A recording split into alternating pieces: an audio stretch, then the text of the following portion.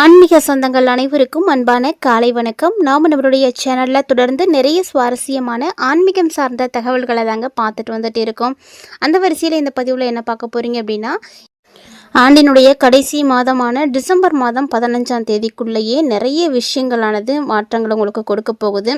So இந்த December 15க்கு அப்புறம் பார்த்தீங்கன்னா இன்னும் நிறைய மாற்றங்களை தான் கும்பராசினியர்கள் வந்து சந்திக்க போகிறீங்க. அதாவது டிசம்பர் மாதம் 15ஓட பார்த்தீங்கன்னா கார்த்திகை முடிஞ்சிருது. அதுக்கப்புறமா உங்களுக்கு தமிழ் மாதத்தில் மார்கழி வந்து பிறக்க ஆரம்பிச்சிடும்.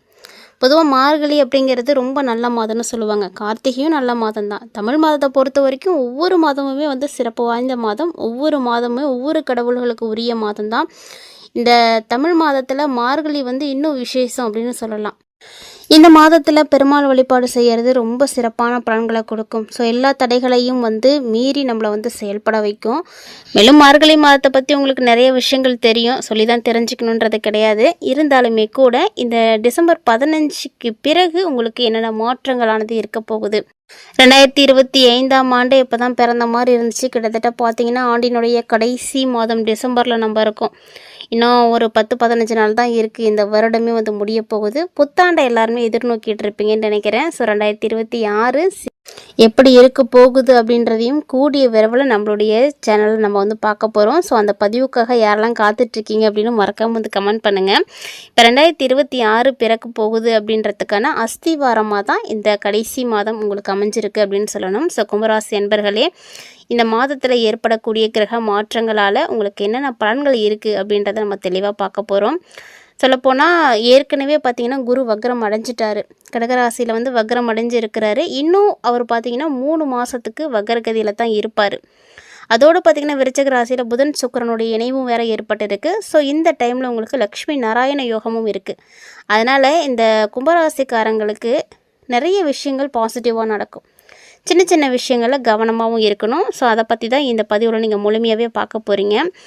ஏன்னா கும்பராசினியர்களை பொறுத்த வரைக்கும் இந்த டைமு உங்களுக்கு தன குடும்ப வாக்குஸ்தானத்தில் இருக்கக்கூடிய சனி பகவான் எதை பார்க்குறாருன்னா லாபத்தை பார்க்குறாரு.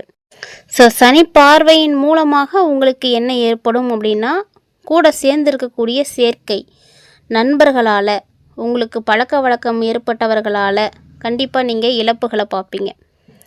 அது மட்டும் இல்லாமல் கும்பராசிக்காரங்களுக்கு ஏற்கனவே தெரியும், ஏழரை சனியானது நடந்துகிட்டு இருக்குது. அதுவும் பாதச்சனி இப்போ நடந்துகிட்டு இருக்குது. ஸோ இந்த டைமில் உங்களுக்கு கால் சம்பந்தமான பிரச்சனைகள் வரும். கால், முட்டி, பாதம் இந்த மாதிரியான இடத்துல உங்களுக்கு அடிக்கடி பிரச்சனைகள் அப்படின்றது ஏற்படும். அது மட்டும் இல்லாமல் உங்களுக்கு மூத்த சகோதரிகள் இருக்காங்க அப்படின்னா அவங்க மூலியமாகவும் நீங்கள் பிரச்சனைகளை சந்திப்பீங்க. ஸோ கும்பராசிக்காரங்களுக்கு இந்த மாதிரியான வாய்ப்புகள் இந்த காலகட்டங்களில் அதிகமாக இருக்குது. ஸோ நீங்கள் என்ன பண்ணணுன்னா ரொம்ப கவனமாக வந்து செயல்படணும். நீங்கள் எடுத்து வைக்கக்கூடிய ஒவ்வொரு அடியும் பார்த்து வைங்க. ஏன்னா 2026 பற்றி நம்ம இப்போ பார்க்க போகிறது கிடையாது. ஏன்னா 2026 உங்களுக்கு வந்து சிறப்பாக இருக்கும் அப்படின்னு நம்பிக்கை இருக்கும்னு நினைக்கிறேன். ஆனால் இந்த டிசம்பர் முடியறதுக்குள்ளே இந்த விஷயங்களெல்லாம் நீங்கள் கரெக்டாக ஃபாலோ பண்ணிக்கோங்க. பஞ்சமஸ்தானத்தில் குரு வக்ர நிவர்த்தி ஆகியிருக்காரு. ஒரு விதத்தில் பார்த்தீங்கன்னா உங்களுக்கு இது நல்லது தான், இன்னொரு விதத்தில் பார்த்தீங்கன்னா இது கெட்டதுன்னு சொல்லலாம். ஸோ அப்படி என்ன நடக்கும் அப்படின்னா, உங்களுக்கு நல்லதும் நடக்கும், கெட்டதும் நடக்கும். கவனமாக இருக்கல அப்படின்னா எல்லாமே வந்து நஷ்டத்தில் போகிறதுக்கும் வாய்ப்பு இருக்குது. ஓரளவுக்கு சுதாரிச்சுக்கிட்டீங்க அப்படின்னா பாதியாவது உங்களுக்கு நல்லது நடக்கும். பழைய விஷயங்கள், பழைய கர்மாக்கள் இதை எல்லாமே வந்து பார்த்திங்கன்னா இப்போ சரியாக நடக்க ஆரம்பிக்கும். இது வரைக்கும் கர்மாக்களுக்கான பலன்களை நீங்கள் வந்து பார்த்துருக்க மாட்டீங்க. ஏன்னா சனி வேறு இப்போ நிவர்த்தி ஆக போகிறாரு இல்லையா? அதனால் கண்டிப்பாக அதற்கான விஷயங்களெல்லாம் இப்போ வந்து நடக்க ஆரம்பிச்சிடும்.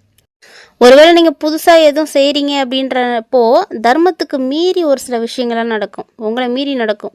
இதனால் பார்த்திங்கன்னா உங்களுக்கு பிரச்சனைகள் தான்.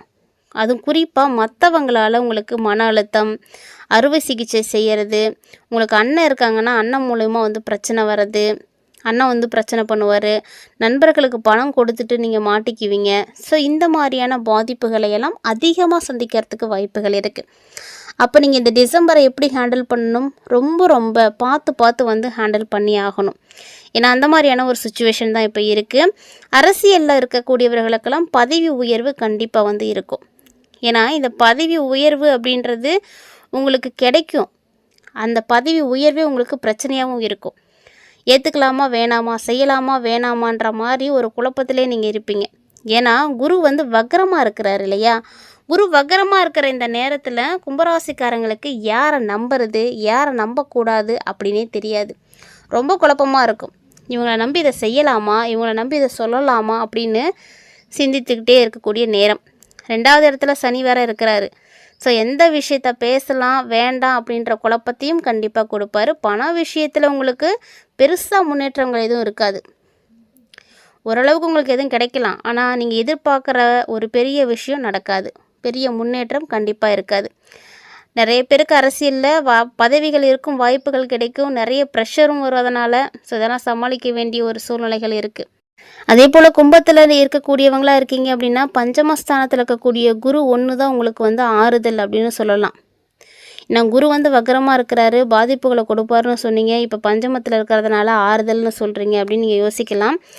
ஸோ குரு பகவான் உங்களுக்கு இப்போதைக்கு வக்கரமாக இருந்தாலும் இருக்கக்கூடிய இடத்த வச்சு உங்களுக்கு ஒரு பலன்களை கிடைக்க செய்வார்.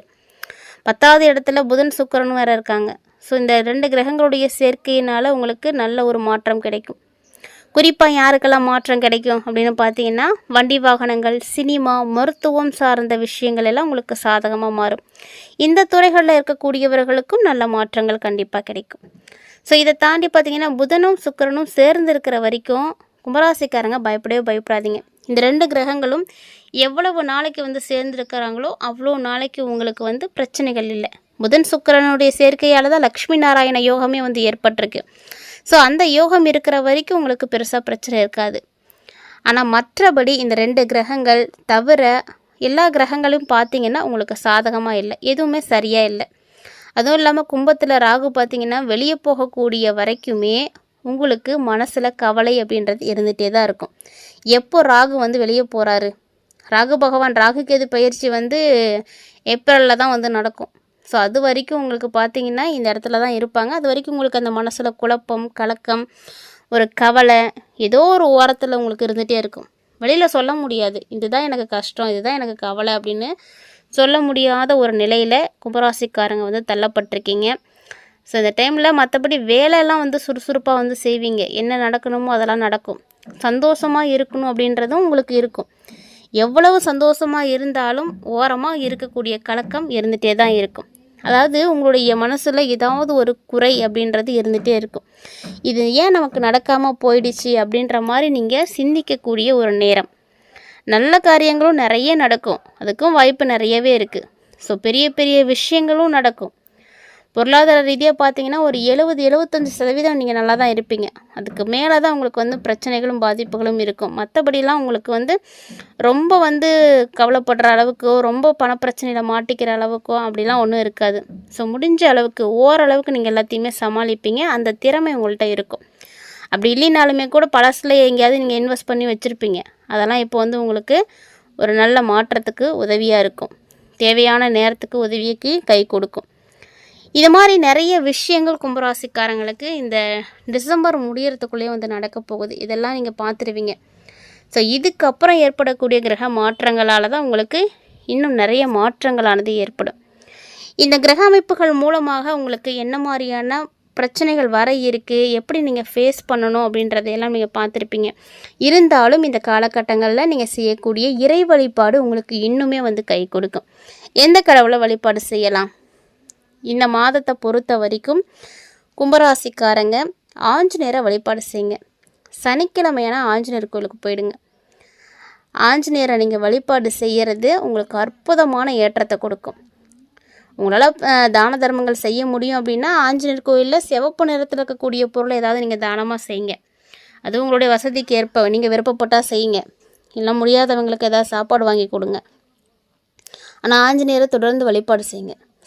சனிக்கிழமை அனுமனுக்கு பிடித்த அனுமன் சாலிசாவை நீங்கள் கேளுங்க.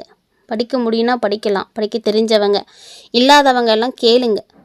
அது எப்போதும் உங்களுடைய காதில் ஒலிக்கிற மாதிரி பாருங்கள். ஒரு நாளைக்கு ஒரு முறையாவது கேளுங்க. ஸோ இந்த மாதிரி ஒரு சில விஷயங்களில் நீங்களே மாற்றங்களை செய்யுங்க. அப்போ தான் உங்களுக்கு நல்ல விஷயங்கள்லாம் நடக்கும். குடும்பத்தை நிர்வகிக்கக்கூடிய பெண்களுக்கு ரொம்ப சிறப்பான மாதமாக இருக்கும். அது மட்டும் இல்லாமல் உங்களுடைய ஆலோசனைகளை குடும்பத்தில் எல்லோரும் ஏற்றுப்பாங்க. உறவினர்கள் எல்லாருமே உங்களுக்கு உதவியாக இருப்பாங்க. உறவினர்கள் மட்டும் இல்லை, அக்கம் பக்கத்தில் இருக்கக்கூடியவங்களாலேயும் உங்களுக்கு ஒரு நல்ல விஷயங்கள்லாம் நடக்கும். வேலைக்கு போகக்கூடிய பெண்களுக்கும் பார்த்திங்கன்னா நிறைய சலுகைகள் எதிர்பார்த்த மாதிரி வந்து கிடைக்கும். ஸோ கிட்டத்தட்ட இந்த டிசம்பர் முடியறதுக்குள்ளேயே கும்பராசி நேயர்கள் நிறைய மாற்றங்களை கண்டிப்பாக வந்து பார்த்துருவீங்க. அதெல்லாம் என்னென்ன வகைகளில் கிடைக்க போகுது, எப்படிலாம் நீங்கள் இருக்கணும், எதில் கவனமாக இருக்கணும் அப்படின்ற மாதிரி நிறைய விஷயங்களை தெரிஞ்சுக்கிறதுக்கு இந்த பதிவு உங்களுக்கு உதவியாக இருந்திருக்கும்னு நினைக்கிறேன். வீடியோ உங்களுக்கு பிடிச்சிருந்ததுன்னா லைக் பண்ணுங்கள், ஷேர் பண்ணுங்கள், மறக்காமல் கமெண்ட் பண்ணுங்கள். இது மட்டும் இல்லைங்க, இது போல் இன்னும் நிறைய இன்ட்ரெஸ்டிங்கான தகவல்கள் நம்மளுடைய சேனலில் தினம்தோறும் நம்ம பதிவேற்றம் செய்துகிட்டே இருக்கோம். ஸோ அதையும் நீங்கள் மிஸ் பண்ணாமல் பார்த்து தெரிஞ்சுக்கணும் அப்படின்னு நினச்சிங்கன்னா மறக்காமல் சேனலை சப்ஸ்கிரைப் பண்ணி வச்சுக்கோங்க, ஃபாலோ பண்ணுங்கள். இந்த தகவல் மட்டும் கிடையாதுங்க, இது போல் தினம்தோறுமே நம்மளுடைய சேனலில் நிறைய தகவல்கள் வந்து பதிவேற்றம் செய்துகிட்டே தான் இருக்கும். அதையெல்லாம் நீங்கள் மிஸ் பண்ணாமல் பார்த்து பயன்பெறுங்க. கூடவே என்ன பரிகாரங்கள் கொடுக்கப்படுதோ அதையும் வந்து செய்து பாருங்கள். இந்த பதிவில் நீங்கள் நிறைய தகவல்களை தெரிஞ்சுக்கிறதுக்கு பார்த்துருப்பீங்கன்னு நினைக்கிறேன். இதெல்லாம் உங்களுக்கு உதவியாக இருந்துச்சு அப்படின்னா உங்களுடைய நண்பர்கள் மற்றும் உறவினர்களுக்கும் இந்த பதிவை ஷேர் பண்ணி விடுங்க. அவர்களும் இதை பார்த்து நிறைய தகவல்களை வந்து தெரிஞ்சுக்கிட்டோம். இந்த பதிவில் நீங்கள் பார்த்த தகவல்களை போல் இனிமேல் நிறைய விஷயங்களோட மற்றும் ஒரு சுவாரஸ்யமான ஆன்மீக தலைப்பில் சந்திக்கலாம்.